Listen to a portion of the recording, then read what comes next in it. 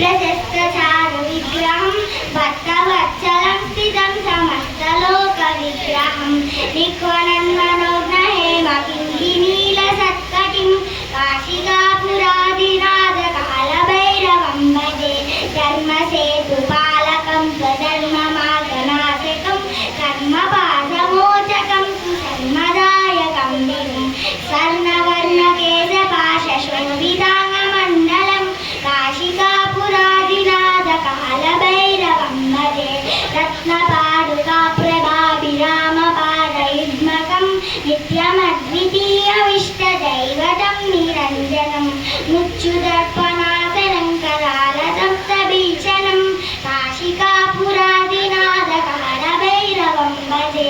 अट्टहासभिन्नपद्मजाण्डकोशसन्ततिं दृष्टिपाकरस्थपापजालमुग्रनाशनम् अष्टसिद्धिदायकं कपालमादिकाधरं काशिकापुरादिनाथकालभैरवं भजे भूतसङ्गनायकं विशालक्रीडदायकं कर्म